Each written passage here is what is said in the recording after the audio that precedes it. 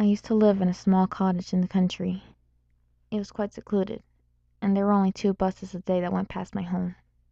If I missed the bus, I'd have to walk down the long country road to get back. In the summer, it was quite nice, walking past the fields in the shade of the trees. In the summer there was sunlight. In the winter, there was no sunlight. And it was in the winter when I missed the bus home.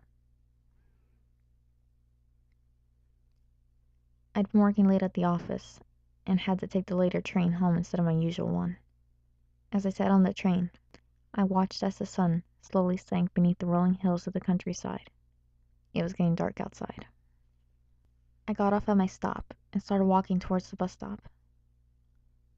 It was then I saw its familiar shape cresting the hill of the horizon.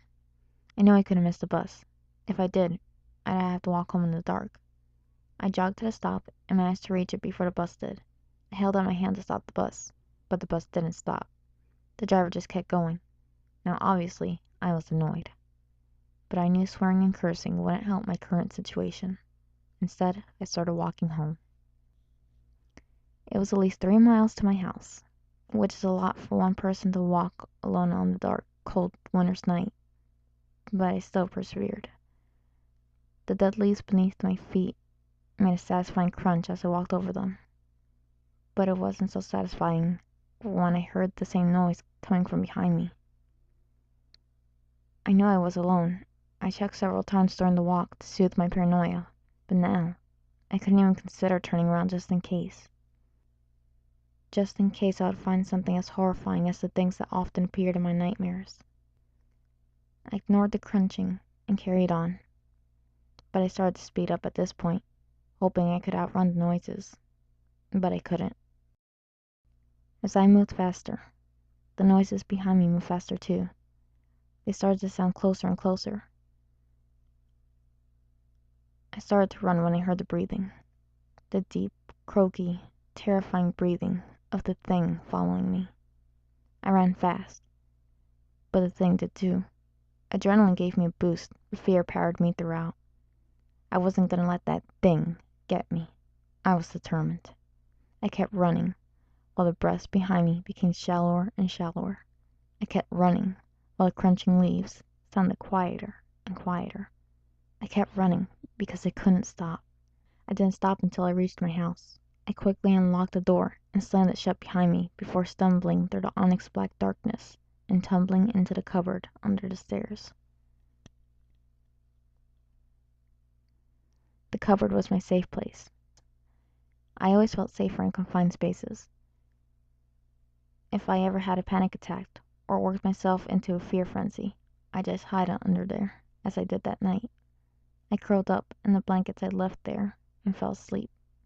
But as I drifted off, I thought I heard scratching at the cupboard door.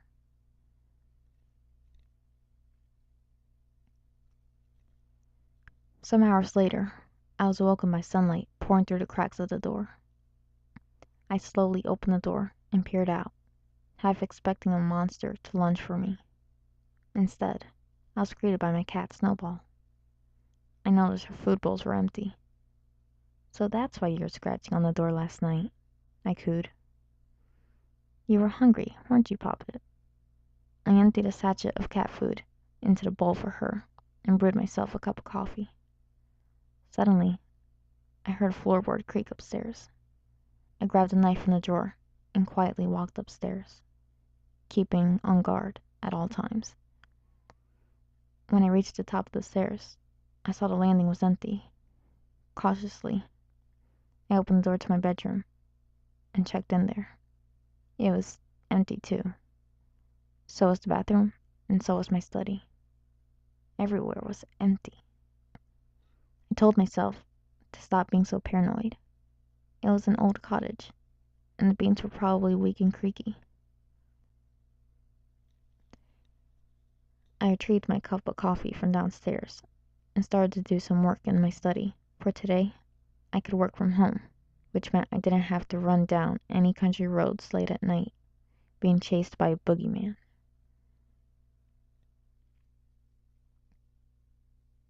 I turned my laptop on and started working. I worked for several hours without a break. Sometimes I felt Snowball come up and brush up against my legs, so I'd stroke and assure her I'd come down and play with her later. Whilst I was working, I heard a noise outside. It was an owl hooting. I looked out the window, opposite my desk, when I had a realization. It was a realization so chilling, it made my blood run cold. There was an owl.